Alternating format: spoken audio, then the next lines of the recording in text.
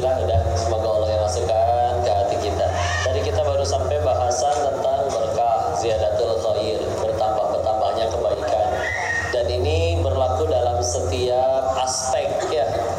Dalam urusan waktu, urusan ilmu, urusan harta. Walaupun kita judulnya fokus di harta, tapi kalau sudah bicara berkah itu nggak cuma di harta aja, ya, bisa di berbagai macam.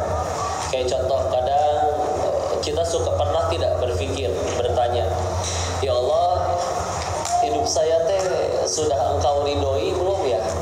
Atau hidup saya tuh sudah jadi berkah atau kebaikan belum ya? Ya, kan salah satu caranya lihat kesehariannya harus jadi berkah, jadi kebaikan. Ya, salah satu ciri yang mungkin paling lebih gampang dilihatnya adalah lihat waktu kita dalam sehari itu cukup nggak untuk semuanya. Contoh ya, karena senganggur-nganggurnya orang dan sesibuk-sibuknya orang satu harinya sama kan? 24 jam, nggak ada yang beda, pasti 24 jam. Sama-sama perlu tidur, sama-sama perlu istirahat, perlu makan. Tapi ada orang yang 24 jam sibuk. Dari gelap sampai gelap nyari duit misalnya. Tapi kalau Allah tidak ridho, nggak cukup buat semuanya. Udah dari gelap sampai gelap nyari duit masih nggak cukup. Ibadah keteteran, keluarga nggak ada waktu. Wah, itu pertanda. Ya. Karena kalau misalnya tanda yang berkah Allah sudah ridho, itu cukup buat semuanya. Ibadah nggak keteter, waktu buat keluarga ada, waktu buat anak-anak ada, waktu untuk mencari nafkah juga ada. Kalian perhatikan guru-guru kami waktunya sama 24 jam. Tapi benar-benar jadi manfaat kebaikan semuanya. Dimulai dari bangunnya saja jelas lebih awal ya. Kalau keseharian beliau-beliau ya, kalau kita bisa rangkumkan dan mudah-mudahan kita bisa tiru ya. Pertama jelas bangun sebelum subuh ya. Untuk jadi mengawali hari itu dari pertama awal ya sudah dengan sholat malam dulu. Masih malam memang itu ya.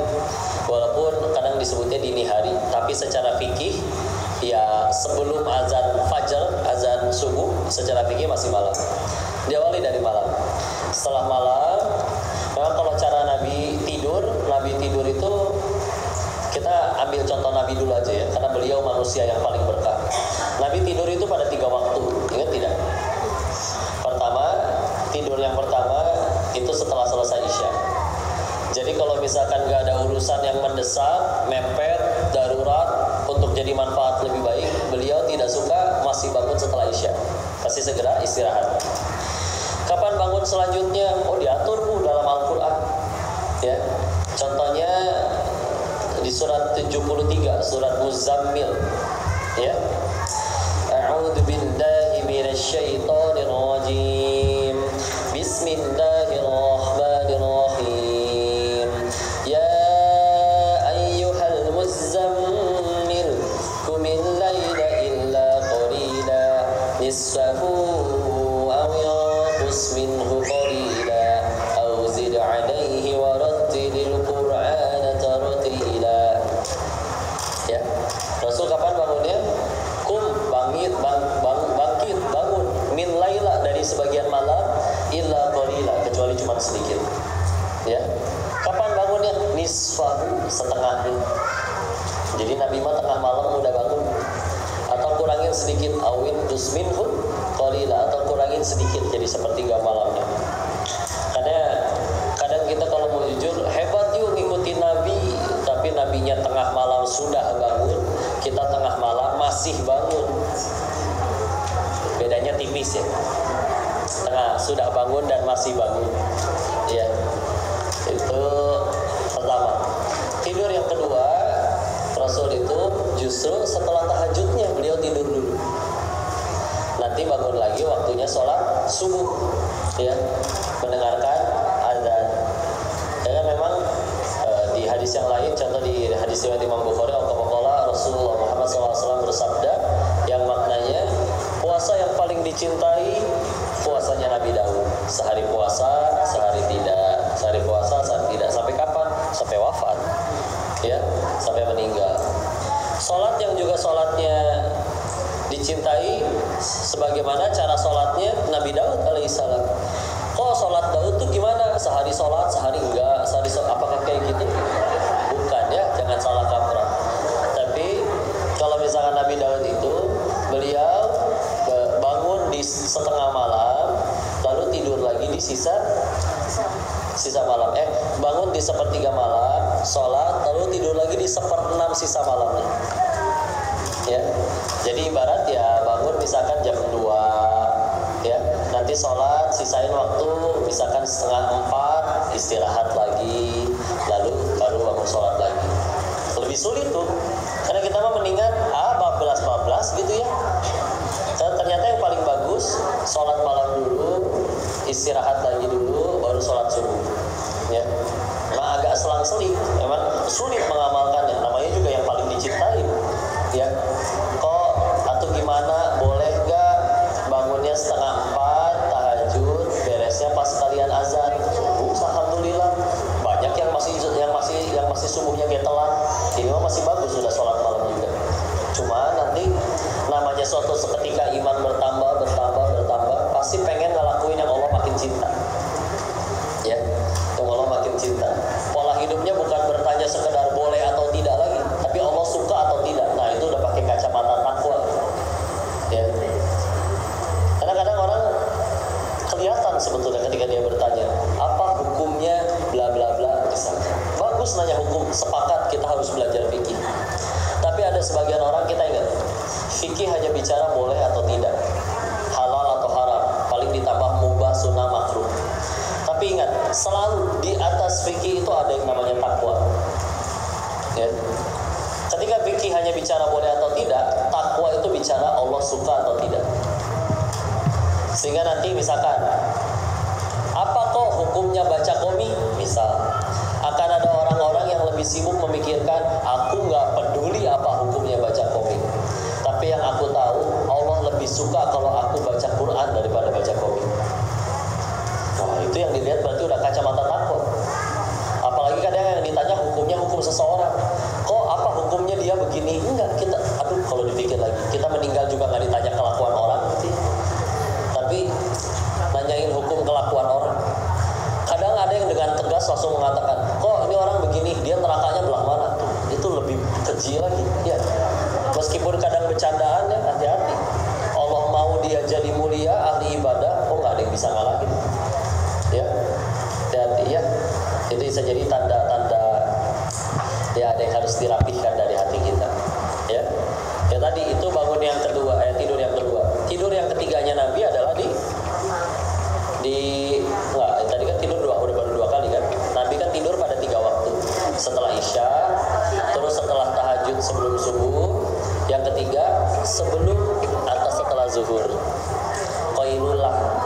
Orang nyebutnya tidur siang. Oh, Nabi tidur. Tapi bukan habis sholat subuh nih 6:30 qailullah sampai zuhur. Nah, itu kebablasan ya, bukan. Tidurnya sebentar. Dan barang 10 menit, 15 menit ya. Kalau setelah sholat, bahkan setelah Jumatan ya, beliau tidur. Tapi sekali lagi tidak lama, tidak 12 sampai asar, sampai maghrib, enggak ya. Itu kelewatan ya. Maka seperti itu ya. Dan kalau sudah bicara tadi berkah, ya sudah cukup buat semuanya ya. Contoh guru-guru kami tadi ya, bangun tahajud, kalau bisa tidur lagi sebentar tidur, lalu sholat subuh. Kalau malah takut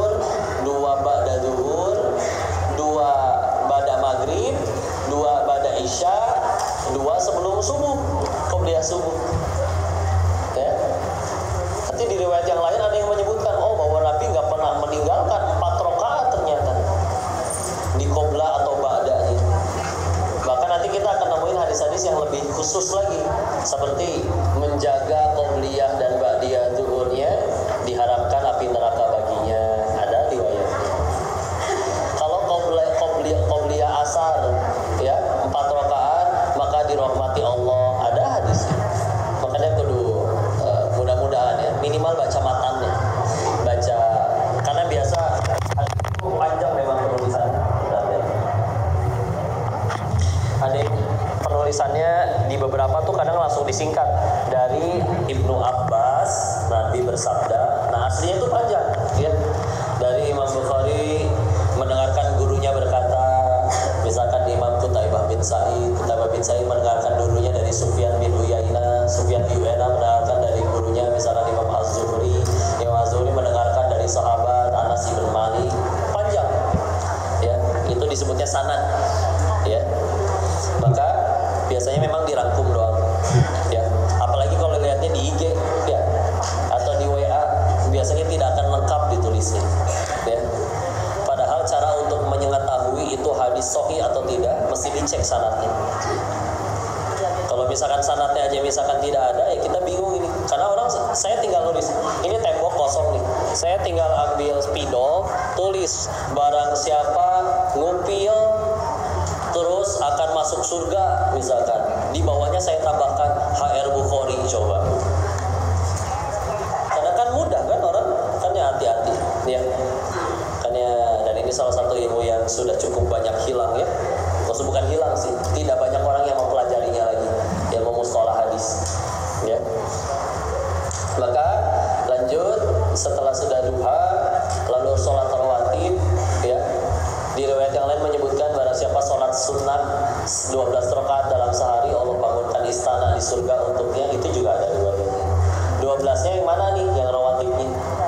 Kalau 12 berarti tinggal tambahin 2 qobla subuh, terus sebelum dan setelah zuhurnya 2 misalkan, itu udah 6 kalau sama subuh. Lalu tambah misalkan qobla asarnya 2, itu boleh, ya. Lalu setelah maghrib, setelah isya. Cuman ada beberapa riwayat lain menyebutkan kalau buat yang laki-laki, ba'diyah maghrib sama ba'diyah isyanya Nabi itu nggak di masjid, tapi pas sudah pulang ke rumah. Gitu. Boleh sih kalau mau di masjid gimana? Boleh, silakan. Tapi kalau Nabi di rumah, ya. Karena Nabi itu kebiasaan kalau sunnah disembunyikan sesembunyi-sembunyinya, tapi kalau yang fardu kelihatan orang untuk jadi dakwah, ya. Karena repotnya kalau orangnya cuma 5 waktu doang, nggak pernah yang sunnah, jadi nggak ada ibadah yang sembunyi-sembunyi. Makin nggak punya ibadah sembunyi-sembunyi, makin susah ikhlas. Karena cara latihan untuk membuat diri makin ikhlas harus punya ibadah yang sembunyi-sembunyi, ya, sembunyi-sembunyi. Nah itu bisa dilakukan, insyaallah.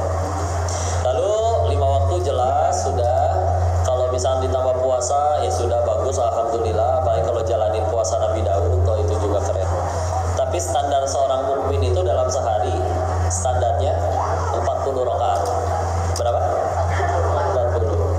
40 itu apa aja kok? Misalkan 17 wajib, ditambah tahajud dulu misal. Kalau tahajudnya 11 sudah 28, ya. Terus sholat rawatibnya 10 rakaat aja, ya. Maka udah 38, tinggal tambah duha 2 rakaat lagi, ya. Tinggal tambah. Kalau duhanya udah dibanyakin, nanti misalkan rawatibnya berkurang, ya sudah tetap mungkin. Tapi kalau mau dilakuin lebih, ya lebih baik, ya. Mungkin yang paling juga harus dicatat, semua sholat fardu ada qobliyahnya, ya. Semua sholat fardu ada qobliyahnya, tapi tidak semua sholat fardu ada ba'diyahnya, ya. Apa yang tidak ada? Ba'diyah asar dan ba'diyah subuh tidak ada, ya, tidak ada. Tapi kalau qobliyah silakan, ya. Maghrib ada qobliyah, ada, silakan. Walaupun beberapa ulama guru kami menyebutnya ghair muakkad, tidak dianjurkan. Kenapa maksudnya? Karena Nabi mempersilahkan, silakan, ya. Ada riwayat yang menyebutkan Nabi menyuruh, tapi kalau tidak mau tidak apa-apa. Ada juga yang menyebutkan sahabat melakukan, tapi Nabi tidak melakukan, tapi Nabi tidak menegur orang tersebut. Berarti kan boleh, silakan, ya. Jadi gitu, ya. Ada beberapa yang disebutnya ghair muakkad tuh maksudnya Nabi membiarkan boleh, tapi Nabi sendiri tidak melakukan, ya. Yang lebih dianjurkan adalah yang tadi, yang ba'diyah. Kadang juga harus ini, ya, mau diluruskan. Kok gimana kalau misalkan ngelihat ada orang habis sholat subuh dia sholat lagi 2 rakaat, atau habis sholat subuh terus sholat lagi 2 rakaat, itu gimana? Ya, satu bisa jadi dia tidak tahu, atau 2 bisa jadi dia mengkodok sholat qobliyah subuhnya. Boleh bu, sholat qobliyah subuh boleh dikodok. Ada riwayatnya. Iya, kebablasan nih sholat subuh, kelupaan atau gimana. Tapi nanti pengen dikodok itu boleh. Tapi ada anjuran dari para imam, kalau mau baiknya nanti tunggu waktu duha sekalian, supaya juga mencegah orang ngira kok itu sholat ba'diyah ini sih, kalau bisa jadi nggak tahu ya. Tapi ingat ya, namanya kodo itu nggak boleh tiap hari. Ini Nabi cuma pernah melakukan sesekali.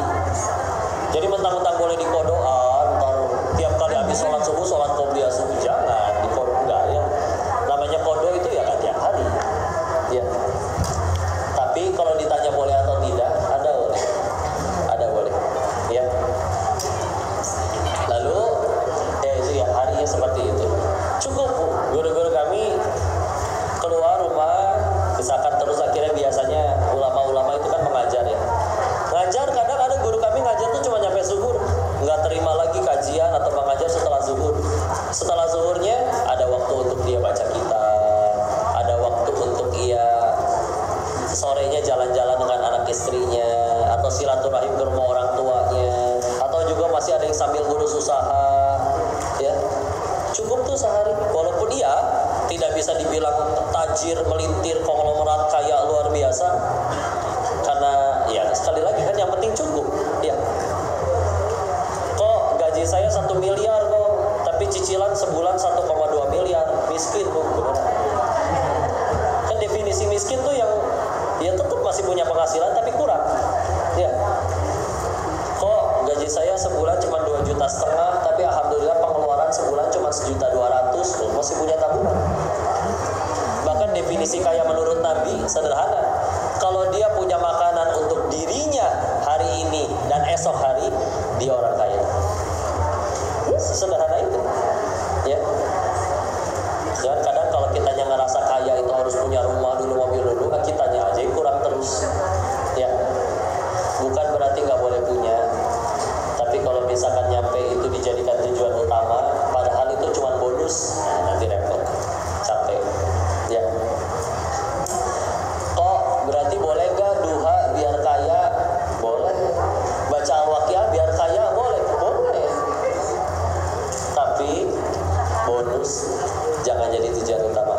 Terus bagus, alhamdulillah mintanya masih kepada Allah, tapi tolong diteruskan sampai ada hari di mana kita merasa bahwa alhamdulillah ya Allah, saya bisa duha ini yang lebih baik, ini yang merupakan nikmat yang lebih besar daripada sekedar tokohnya rame. Kok kelilit utang, sholat tahajud boleh nggak? Boleh, silakan. Bagus, mintanya masih ke Allah daripada pinjam lagi ke riba-riba yang lain, masih bagus ya. Tapi terusin sampai nanti ngerasa saya bisa tahajud ini, ternyata ini nikmat yang lebih berharga daripada aku sekedar lunas utang ya. Terusin karena boleh sekali lagi ya. Sahabat-sahabat juga dulu banyak yang kaya kok, tapi kita berani bilang, kita bicara kaya di zaman mereka tersebut itu bisa dibilang kaya itu hanya efek samping. Hanya apa? Efek samping. Karena dari awal yang dituju Allah, selagi Allah suka ya udah bonusnya. Namanya ngejar yang punya dunia ya dunia kayak gitu lah. Kita dekat sama wali kota aja kadang berasa enak gitu. Gak usah gitu, dekat kenal sama orang yang orangnya ini kenal sama orang di Dukcapil, bikin KTP cepet bu. Segitu tuh bukan kenal pejabatnya, tapi kita ngerasa dapat kebaikan kan dari situ ya. Apalagi ini dekat sama yang punya dunia. Punten alasan, karena saya baru aja ngalamin KTP teh Yunda teh hilang, berikut kakaknya. Gimana ya? Taunya minta tolong, ada yang bisa gini. Belum nyampe setengah jam ini udah jadi. Hah? Cepet amat. Udah jadi ya. Pertanda kita masih punya jantung. Ya. Alhamdulillah. Sama pertanda apa lagi? Telinga kita sehat.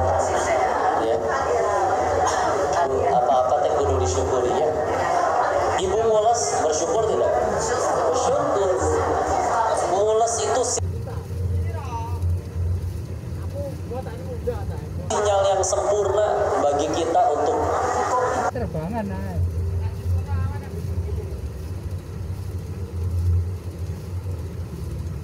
buang air. Bayangkan manusia tidak diberi fasilitas mulus oleh Allah. Ngomong-ngomong, meeting, ceramah bau gitu. Karena nggak ada sinyal. Tahu-tahu los. Gitu ya, jadi bahas gini. Maaf ya, majelis apa ini? Ya, insya Allah sinyal itu jadi kebaikan ya. Ya Allah, sepupu waktu itu nggak bisa kentut, dibawa ke rumah sakit 8 juta sih banyak demi bisa kentut. Coba kita mah berat bro, nyari, apalagi kalau udah di rumah, seolah filternya lepas gitu. Tapi coba melihat Allah baik ya. Di udara ini ada sekian banyak kandungan ya. Tidak hanya ada oksigen, ada hidup batu dan segala macam. Sedangkan tubuh perlunya oksigen. Kita tahu kan akhirnya si tubuh ngerti itu yang diambil oksigen doang. Gimana coba caranya? Ternyata secara biologi di dalam darah itu mengandung yang namanya hemoglobin. Apa tuh hemoglobin? Saya nggak tahu. Ya, kata ahli biologi, itu mah yang secara kimia dia lebih mudah berikatan dengan O2, oksigen. Jadi ketika kita ngehirup, padahal di dalamnya ada wangi nasi goreng, wangi apapun ya, masuk ke paru-paru, ke bronkus, bronchiolus, ke alveolus, lalu dijemput oleh darah ke situ, nempel tuh kena di alveolus antara darah dengan udara yang masuk. Karena si hemoglobin di dalam darah cocoknya cuma dengan oksigen, jadi yang keambil oksigen doang, lalu dialirkan ke seluruh tubuh denyut jantung. Diatur. Makan juga sama. Ibu coba kalau makan wortel keluar wortel, repot. Dulu pernah waktu masih zaman kosan, karena makan tuh pas-pasan ya. Jadi selalu makan yang bisa ngambil nasi sepuasnya dan dihitung harganya tuh per lauk. Jadi mau ngambil kangkungnya secuil tetap dihitung 1.500. Ya. Jadi saya ambil nasinya beberapa centong sama kangkungnya satu piring sendiri. Ya. Makan pun nunggu cekung dulu perut. Ya. Jadi tetap aja begitu dilihat, aduh pengen dimahalin tapi cuma nasi sama kangkung. Ya udah tetap 3.500. Murah kan? Sebetapa kagetnya saya ketika mohon maaf, dokter balik lagi ke kotoran itu. Pas buang air, bentuknya masih kangkung.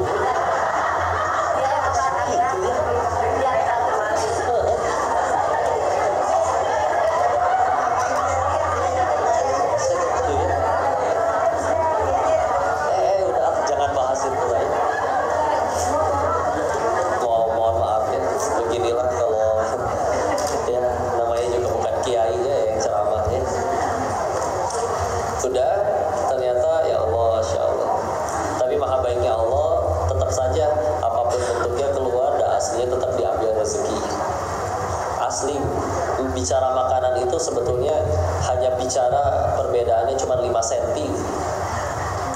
Mau itu tempe atah atau oncom sekalian, ampas tahu, sama stik yang harganya 1,5 juta, asli bedanya cuma 5 cm. Nih di lidah doang. Coba udah masuk ke dalam, pas di lambung, beda gitu rasanya. Sama.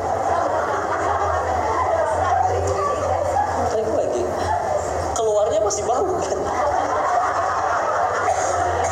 Kecuali ini restoran mahal begini, kelebihannya apa? Dijamin gak akan bau. Wah kayak gitu kan beda cerita ya. Tapi dah asli bau kene. Malah lebih gak bau kalau kita makan sayur terus, bener kan? Makin banyak makan daging bau tuh. Kenapa jadi bahas ini? Maaf. Asli lah rezekinya. Kita bicara harta yang berkaya mulai asik ya. Aslinya ya Allah benar-benar sudah Allah jamin bahkan sebelum kita lahir.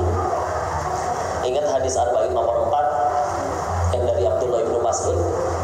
Al-Qamaqala Rasulullah Muhammad SAW bercerita yang maknanya nyeritain kita di dalam perut 40 hari sebagai nutfah, setetes mani, 40 hari selanjutnya sebagai alaqah, segumpal darah, 40 hari hari selanjutnya sebagai mudghah, segumpal daging. Jadi total 120 hari, 4 bulan. Setelah 4 bulan barulah ditiupkan ruh. Makanya kalau misalkan secara fikih, kalau janinnya sudah keguguran di atas 4 bulan, wajib diperlakukan seperti manusia. Dimandikan, dikafani, disolatin, dikuburin, ya. Tapi kalau di bawah 4 bulan, tidak seperti itu kan, itu tidak apa-apa, ya. Maka termasuk ketika ditiupkan ruh adalah ditentukan rezekinya. Makanya kadang kalau misalkan kita mikirin rezeki sampai terlalu segitu takutnya, sampai otak kita ngebul, mau kabel kebakar, ya. Dulu waktu otak kita belum jadi aja rezeki tetap datang. Kan anak janin mah belum bisa sholat, belum bisa kerja, tapi ibu kita makan apapun jadi tersalur rezekinya otomatis lagi. Pernah nggak ngelihat kalau coba disuruh ngatur sendiri, ada ibu-ibu tuh lagi kiu, ibu lagi apa bu? Diam kok. Ini saya lagi ngarahin vitamin A dari wortel nih, pas baru nyampe usus. Saya lagi berusaha nyerap vitamin A. Tuh kan kelewat. Harusnya belok ke janin tuh kok. Jangan ganggu kok. Enggak. Kita makan, terus maksiat pun tetap diaturin, yang bernutrisi diarahinnya kemana, yang harus jadi ampas kebuang, tuh nyambung ke situ lagi. Tapi tetap diaturin. Wah, itu pengaturan yang luar biasa. Udara juga tadi seperti itu. Makanya dulu ada orang solih ditanya, siapa Allah itu bagimu? Beliau menjawab, ialah yang tetap memasukkan udara ke dalam ruanganku, padahal aku bermaksiat di dalamnya. Allah, segitu baiknya. Ya, itu satu. Ya, maka asli tetap Allah atur bicara tentang rezeki. Ibu, mana di situ? Ini ada botol air, ya. Semua masing-masing ibu pegang botol air. Jarak ibu dengan botol air paling hanya berapa senti? Paling 3 jengkal. Tapi jarak air itu dari gunung nyampe ke botol jauh. Gratis pula miliknya. Gratis kan? Ya, diminum. Ya, aman. Terlahir tadi si bayi tidak ada asinya si ibu. Allah ciptakan sapi. Sapi makan apa? Rumput, tapi keluar susu. Coba kita makan rumput, jadi penyakit, benar. Boro-boro keluar susu, ya, jadi susu, ya, diaturin. Vitamin dan mineral banyaknya di tanah, gak mungkin makan tanah. Tapi buah-buahan yang bijinya kita buang ditaruh di tanah, tumbuh tuh, nyerap nutrisi dari akar, ditaruh di cadangan makanannya di buah-buahan manis, tinggal petik. Bayar sih kalau di swalayan, ya. Bayinya nggak ada, ibunya nggak ada ASI, ada sapi. Sapi yang susunya ada di Indonesia, ternyata sapinya nggak di Indonesia. Ternyata jauh di Swiss, di New Zealand, di mana tuh? Gigirin Ciamis sebenarnya. Jauh nyampe ke sini. Coba lebih hebat mana? Bayi yang datengin sapi atau sapi yang datengin bayi? Bukan sapinya sih, tapi bukan susu, air susunya. Susunya mana nempel sama sapinya? Ini bayinya dijejelin gitu ya. Maaf ya digoceng biar ibu segar, ya. Diaturin. Kemarin juga ke pabrik Bogasari kajian, pabrik tepung. Klien terbesarnya mie instan, tukang-tukang kue, gorengan. Saya tanya ladang gandumnya di mana? Suplai tepung tiap hari segitu banyak. 1 di Australia, 2 di Kanada. Jadi ibu tiap kali makan gorengan, impor ya dari Kanada. Gandumnya gaya sih. Berarti aslinya ibu lebih lidah gulai daripada gulai yang asli. Tiap hari gorengan soalnya. Ya. Enggak, benar-benar. Salah satu alasan kita belum mati sampai hari ini, kalau mau jujur, rezeki yang tadi Allah tentuin di alam rahim belum kita terima semuanya. Sebelum itu diterima semua, ibu dilarang mati. Beneran tuh.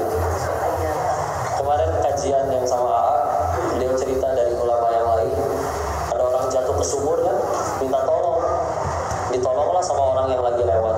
Diturunin timba, dia manjat naik, berhasil nyampe atas. Biar tenang, dikasih minum dulu segelas susu. Beres minum susu ditanya, "Ayo bapak kenapa bisa jatuh pak?" Dijawab, diperagain malah, "Nggak tahu ya, saya tadi cuma berdiri di sini, terus jatuh lagi." Jatuh lagi, tapi jatuh yang kedua meninggal. Nggak bunuh diri, nggak. Cuman kesimpulannya apa jadinya kok lihat? Orang tadi masih punya rezeki satu gelas susu lagi. Maka dia udah nyampe di tempat kematiannya pun kaji naik gila ya, harus naik dulu ke atas untuk jemput sisa rezekinya, baru dia boleh mati. Akan mati ya. Makanya kan sampai diancam hukum yang berat oleh Allah kalau misalkan ada orang yang sengaja membunuh anaknya karena takut biayain atau ngebuang, enggak, udah terkapar nggak bisa apa-apa pun diri ini, kata Allah masih ada rezekinya, masuk lewat infus. Kan rezeki itu gitu. Apalagi nanti bicara rezeki itu luas, nggak cuma harta doang. Punya teman yang ngajak ngaji rezeki, pasangan yang mengingatkan untuk sholat rezeki, ya rezeki luar biasa. Segini tadi kita lagi bahas tentang yang dalam bentuk nominal harta, tapi tetap sudah Allah jamin. Ya, apalagi aslinya yang penting cukup. Sama kendaraan juga yang penting nyampe. Coba, berapa banyak orang Indonesia nggak punya pesawat, tapi pernah ke tanah suci. Coba kalau punya pesawat semua, mau parkir di mana? Ya, repot. Ya. Kadang orang mengira kalau aku ngambil yang halal doang, kayaknya nggak cukup, kurang tepat. Aslinya kata Allah, kalau kata Allah si Denis ini rezeki ini misalkan rezekinya si Denis di bulan ini 1 miliar misal ya, maka mau pakai cara halal atau haram tetap segitu. Nah, ini dari kisah Ali bin Abi Thalib radhiyallahu anhu. Ingat ketika beliau minta anak kecil buat bersihin pelana kuda, tinggal sholat sebentar, beres sholat kudanya mah ada, tapi anak kecil sama pelana kudanya hilang. Ya udah langsung aja nyari toko. Ke salah satu toko, akhirnya ngeliat di salah satu toko, kayak kenal tuh pelana kuda. Tanya kan, boleh, meskipun nggak pakai bahasa Sunda ya. Punten bapak, itu bapak dapat dari mana pelana kuda itu? Oh, tadi ada anak kecil jual. Boleh tahu nggak, bapak kasih berapa ke anak itu? 1 dirham. Kata komentar Ali dalam hatinya, demi Allah yang jiwaku berada dalam genggamannya, seberes aku sholat juga aku pengen kasih 1 dirham ke anak. Tapi lihat apa bedanya. Si anak ngira kalau dicuri, 1 dapatnya lebih cepat, 2 lebih banyak. Ternyata setelah nego-nego sama punya toko, nggak mau, saya cuma beli 1 dirham. Mau enggak. Ya udah, rezekinya 1 dirham. Tapi lihat bedanya apa? Dia pertama dapat rezeki 1 dirham plus dosa. Ya kalau dia sabar, dia dapatnya juga 1 dirham tapi plus pahala. Karena kita mikirnya, kalau nggak sambil ngambil dari kantong